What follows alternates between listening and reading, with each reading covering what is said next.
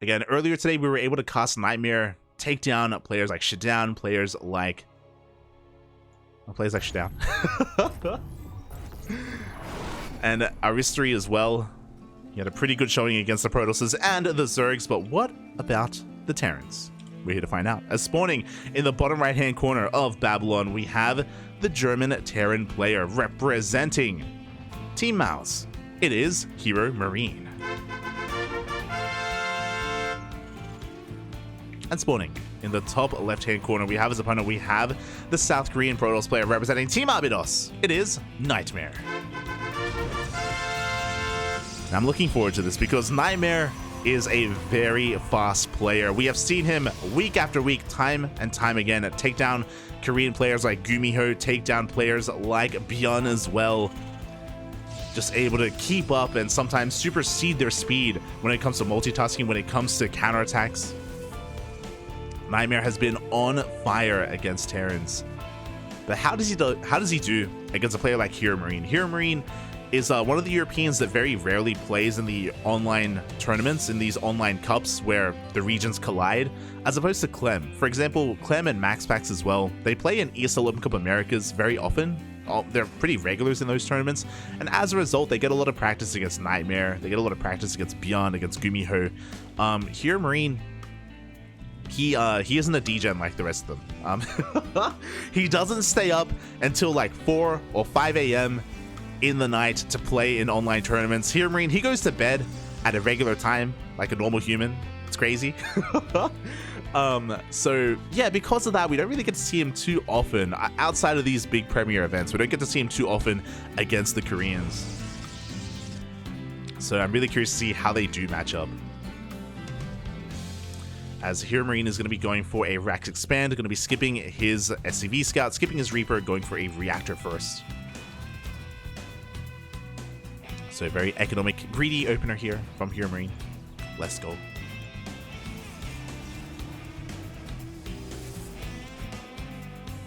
And I'm curious, we've been seeing it quite a lot, and okay, now we're good. We are throwing down a factory behind this. No 3-rack shenanigans. No faster TC. Not yet, not yet.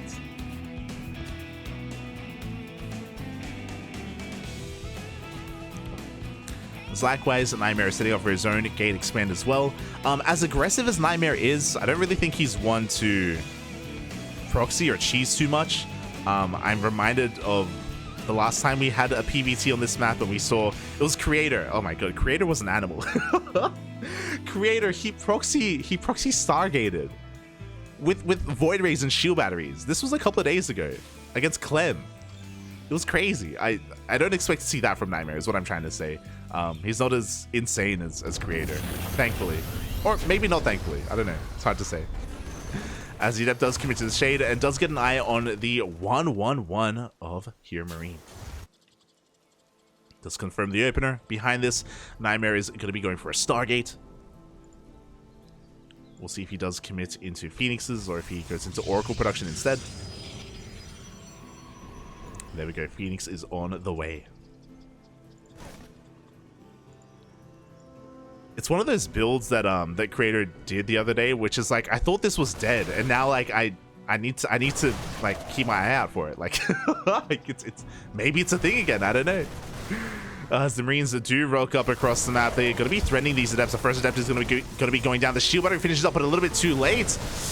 Oh, we do manage to get in range, but we barely have any units whatsoever. The boys have to be pulled. Hellion is going to be lifted, and with the lift of that Hellion, looks like NightMare is going to be able to clean this up. Oh, we have one Marine left. He wants the probe. He wants him. Doesn't get him in the end. And yeah, that was pretty chaotic early on. And yo, we're not stopping, by the way. HeRoMaRinE, he's following up with a very committed mine drop. Behind this, we have an armory on the way as well. Detection will be required to clean this up. And for the time being, we have none. We have no Oracle. We have no observers. Robo is on the way. But there's no observer yet.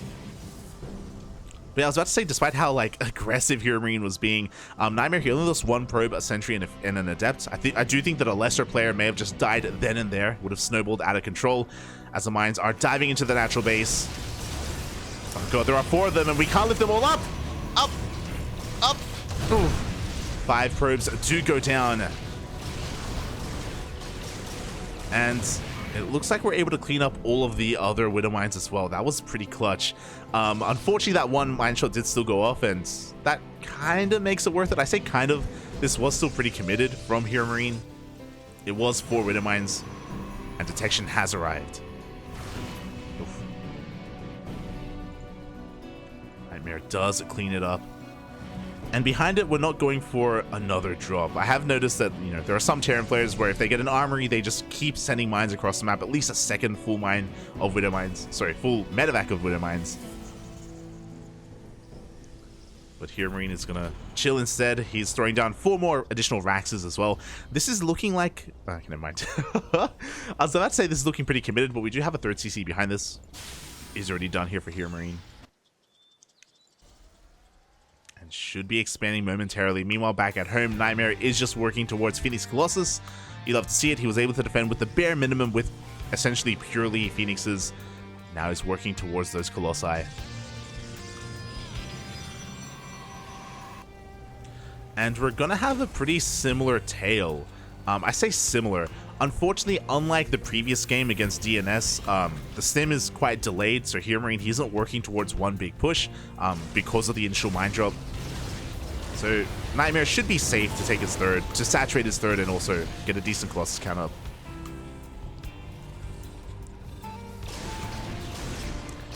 Phoenix is even going to be a little bit annoying here, just chipping away at the 3rd.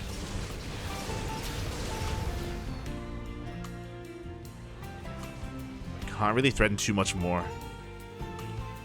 I appreciate the darts as well from HeRoMaRinE. They're not just protecting the mineral line, but also the production as well. Making sure that these Phoenixes don't get out of hand. They don't get out of control. As NightMare is just saturating his bases quite happily behind this. Working towards charge, working towards Archons, Templar Archives. Taking up quite heavily, but again, he knows that he is pretty safe to do so. His Phoenixes, of course, giving him a lot of map vision as well, keeping an eye on any kind of move out.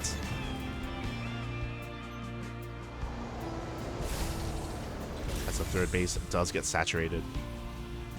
And yeah, we're just going to be chilling here for a moment. After a very chaotic start to the game, things are going to be calming down. NightMare, of course, setting up a proxy gateway across the map.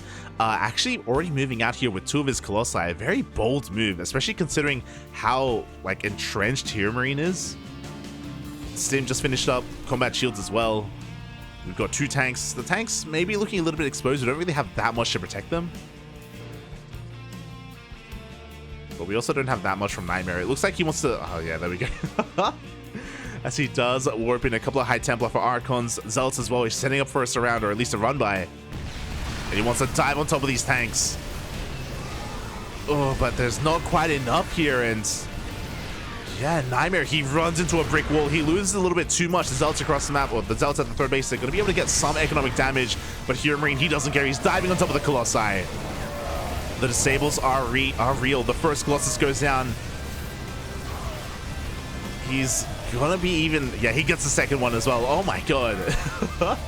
NightMare misjudging the situation. Up. As the Colossus barely goes down. NightMare, he may have gotten a mineral line, he may have gotten 14 SCVs, but that was not worth it. He loses everything else.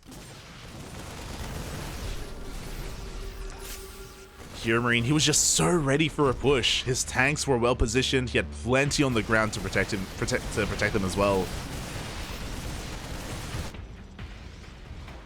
And just like that, 0 Colossi. We have 2 Phoenixes. NightMare, he just doesn't really have much left to speak of. He has a 4th base on the way, which is great and all, but there's going to be a massive window where NightMare is vulnerable to a counterattack. We do have a Dark Shrine on the way. When behind, Dark Shrine, yeah, it can help. Disruptors as well. There's a world where maybe HeRoMaRinE moves out and DTs move in at the same time, and maybe NightMare can get a mineral line. At the same time, maybe he can also get a really good connection with his Nova. That's a lot of maybes though. As HeRoMaRinE is already moving out across the map. We go for a scan. I'm sure he's happy to see very little behind this army of NightMare as he goes for a Zealot drop. Zealot's looking to wreak havoc in the main base. The Prism goes down, the Warp In does not finish, and reinforcements are more than enough to clean this up. HeRoMaRinE, he can focus on his main push. Taking this slow and steady. Doesn't want to overextend, I'm sure. Goes for a scan. Does see one of those disruptors. Oh no, NightMare. I was about to say he doesn't know what he's walking into. Thankfully, he does back off. Oh, as we do reposition those tanks.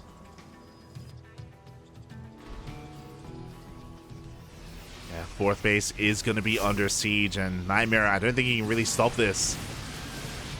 Fourth base is going to go down. We can see NightMare immediately just trying to take another base instead. He's going to rush forward with those Zealots, but they melt almost instantly. Oh my god. There's so many tanks behind this. There is a DT doing what he can. And he does bring down the tank.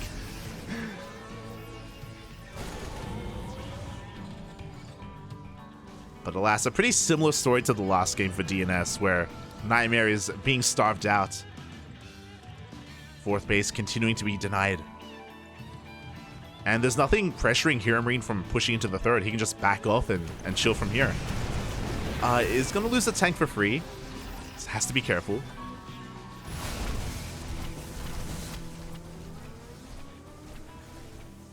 But yeah, HeRoMaRinE, he can just chill from here. Once he maxes out, he can send out a force to try to deny the fourth again. For the time being, he's getting ready for the push of NightMare.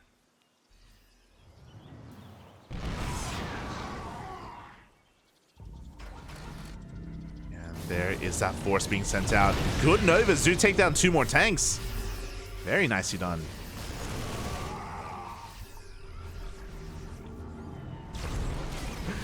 HeRoMaRinE threatens, dances with the army. At the same time, we have that southern force, and really this is all that HeRoMaRinE needs to do. He just needs to keep denying the fourth base time and time again. Does force a warp in. There's not enough energy for an overcharge. Shield battery is going to be going down. The fourth base is going to be broken. At the same time, HeRoMaRinE, he rushes forward. Nova goes up. Ooh. Oh my god. Oh god. They will connect. A good chunk of Marines go down. But it's fine. He gets the fourth base. He drops into the main.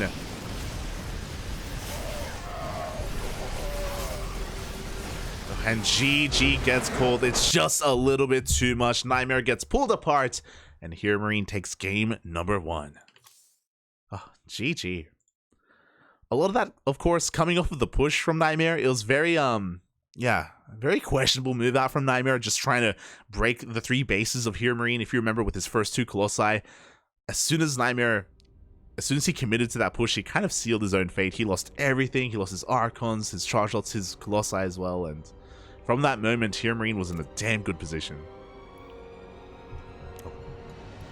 And now, we're getting into game number 2. Let's go. Let's go, Papi.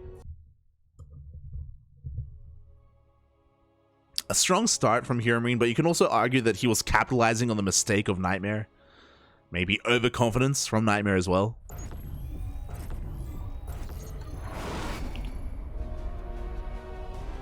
As we are getting into that second game, and spawning in the top right-hand corner of Royal Blood, we have the German Terran player representing Team Mouse. It is HeRoMaRinE. And spawning in the bottom left-hand corner, we have his opponent. We have the South Korean Protoss player representing Team Arbidos down in this series, but not out. It is NightMare.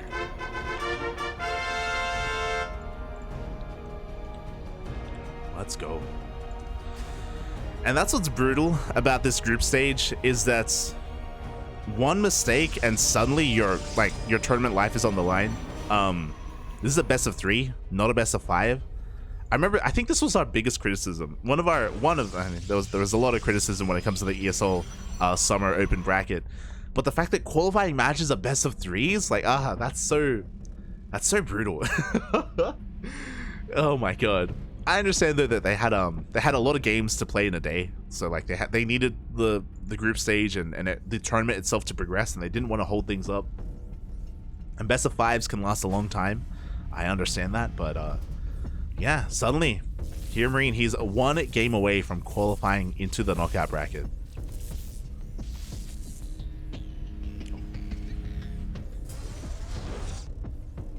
As we do see HeRoMaRinE mixing things up once again, going for a double gas opener this time. He's going to be getting a much faster factory.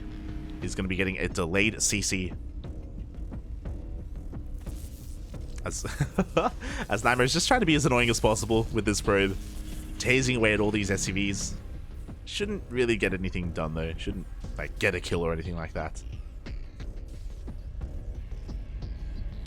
As honestly, NightMare had a pretty strong opener last game. I do think that his Phoenix Colossus opener, especially considering he was going up against like this really aggressive HeRoMaRinE push, followed by a committed Armory mine drop, like NightMare, he was doing quite well for himself. Again, it all just did lead into this ill-advised push at the third base. So I'm sure NightMare may even be thinking to himself, you know what if I do that again, but this time I don't push. As actually, it's not going to be a Stargate opener, it's going to be a Twilight Council instead.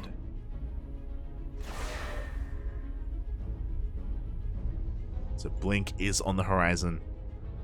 How committed is NightMare going to be though? That is going to be the question. As he attempts to chase off this Reaper. Behind this, CC is on the way.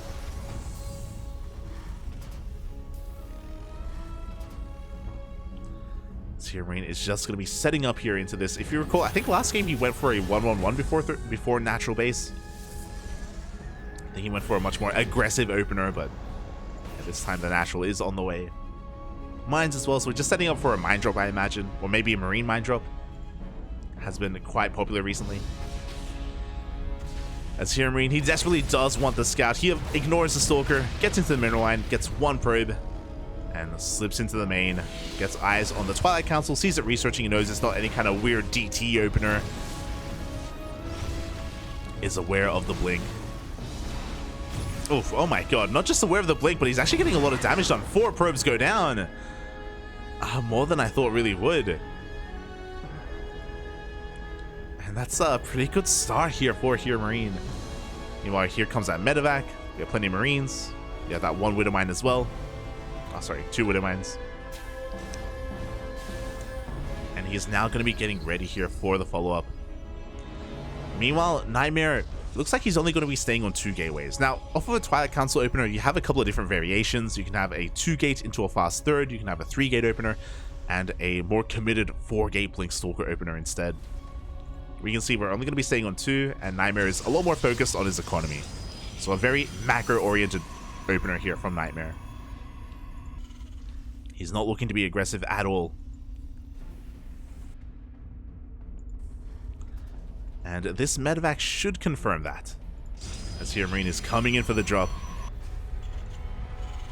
Back at home, just getting into his production, getting into his 3-1-1 setup. Oh, and with this drop, it looks like we are able to react in time. The medevac does go down with the mine inside, and we only get a single probe. So very nicely handled here by NightMare. At the same time, here comes a Marine, and doesn't quite scout the third. Does attempt to, but is denied by that Adept. So HeRoMaRinE is still working with pieces of the puzzle, but he doesn't quite know what he's up against. Doesn't know how aggressive his opponent can be, and he's getting ready back at home. We have a bunker, we've got our 2 tanks set up as well. He's getting ready for Blink Stalkers to potentially even come into the main. Again, pretty well fortified, all things considered. And back at home, NightMare, he's just taking up. He's just, focusing on making probes, saturating his third. Working towards that bay.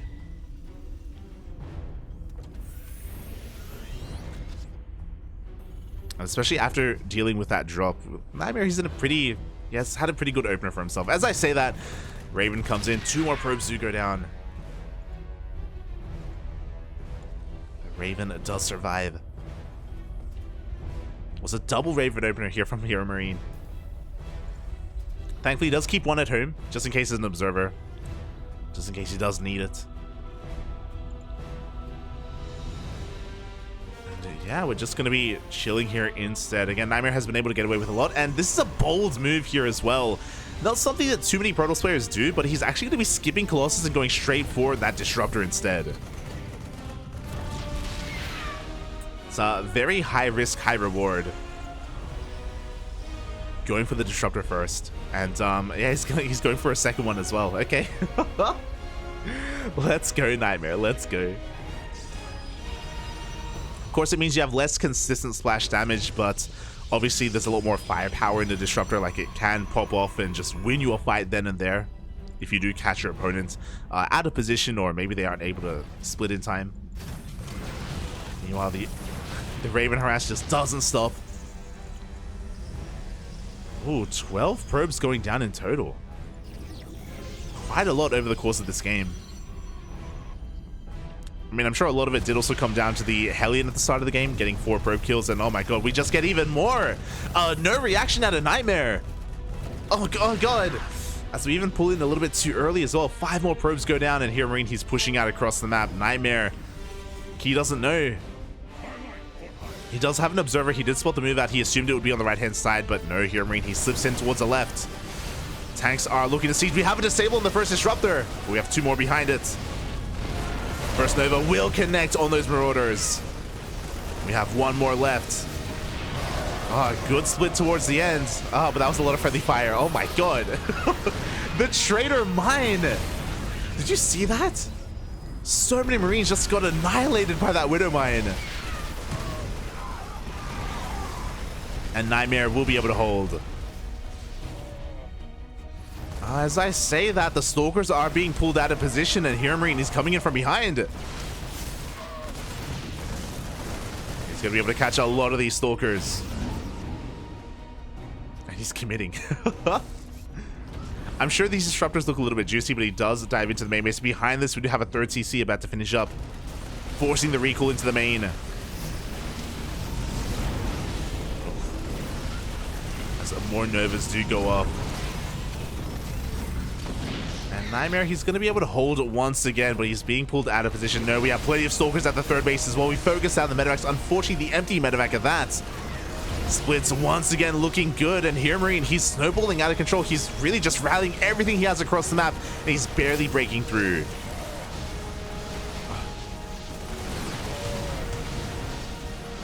The drop play as well, just pulling NightMare apart. He is able to keep up, but he loses 9 more probes. And after the dust does settle, HeRoMaRinE, he takes a worker lead. He's taking his 3rd base. This becomes kind of worth it. He didn't get any Disruptors, though. That's the worrisome thing. NightMare did a great job at preserving that Disruptor count. We lost our tank earlier. Bear that in mind as well. And now NightMare, it's his turn to be the aggressor.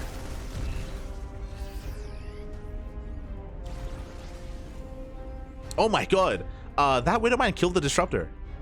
No shot.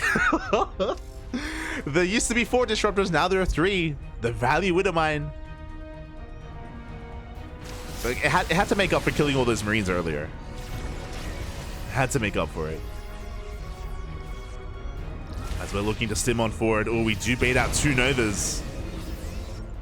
NightMare a little bit trigger happy. Up! Oh my god. Is the Prism going to go down to 1 Marine? It does! The HeRoMaRinE! Let's go! Oh my god! The full Prism goes down to the mine and the 1 man with gun. Ay, ay, ay. And yeah, now NightMare's in a pretty rough place. He's out of position. He's moving out on the right-hand side at the same time. HeRoMaRinE is looking to threaten that 3rd base. Army has been spotted. HeRoMaRinE, he doesn't turn around. He's committed. Ah. Do we have a recall available? We do not have energy on this Nexus. It is going to be going down. Overcharge is going to try and keep it alive. NightMare turns back around with his main army, but it's too late. The 3rd base falls. At this point, HeRoMaRinE, he doesn't even have to commit. He can just back off. Alright. Instead, he drops into the main. A bit of a bold move. He's going to lose the medevac. He's going to lay siege upon the production at the same time. He's sending his reinforcements over towards the new 3rd. And the Colossus can't keep up. We've been talking about this before. +2 gets denied. 4 seconds away. It's 4 seconds away from finishing. And it will not complete. Drop gets out. Army moves in. Once again, we cannot recall. NightMare out of position. He's being pulled apart left and right in between his bases. And he's stuck on 2 bases. He's stuck on a 2-base economy. 3rd base being denied left and right. And we even want more. We get the Colossus. Can we get the second? Okay, wait. Doesn't quite get the second Colossus, but he's even threatening the Cybercore.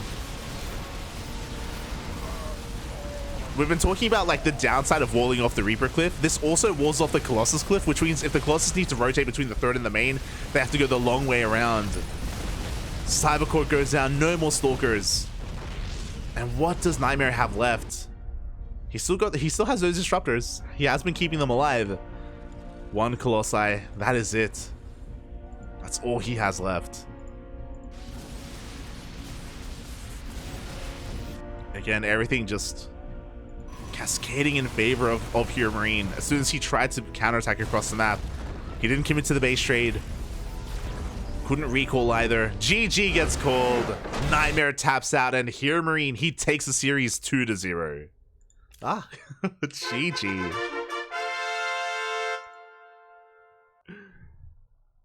GG, well played. Something you don't see too often, but yeah, NightMare just couldn't keep up. Not couldn't keep up as well, but also was lacking a lot of map vision as well. HeRoMaRinE making full use of that, going for all these counterattacks, all these run-bys, all these drops. And NightMare, he just didn't see them coming ahead of time. Just was not set up to respond. GG.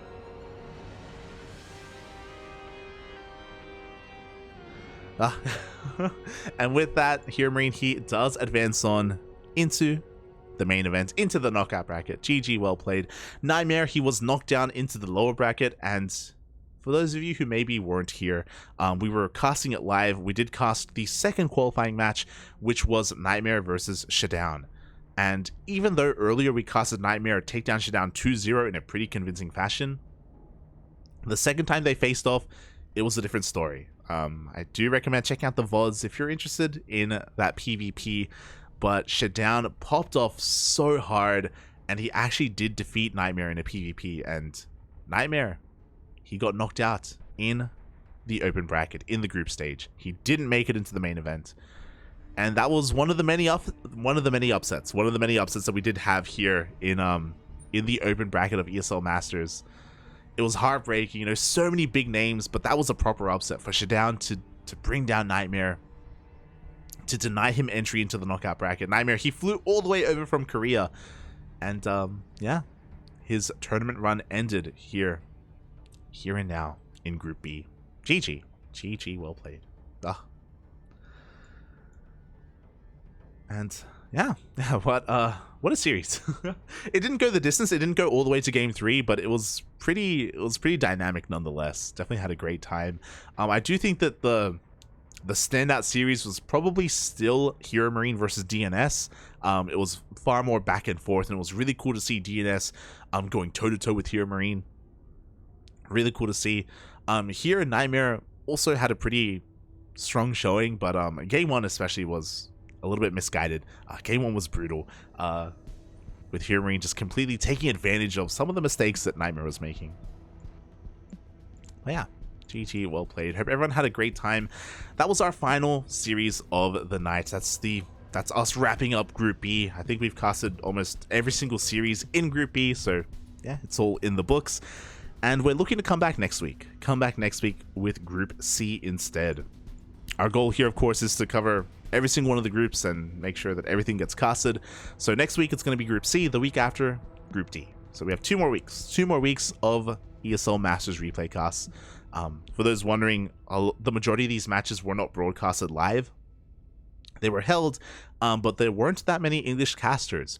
It was us and Renegade. It was Renegade X Studios. There were only 2 English broadcasts covering 4 groups. It was a little bit insane. It was a little bit intense.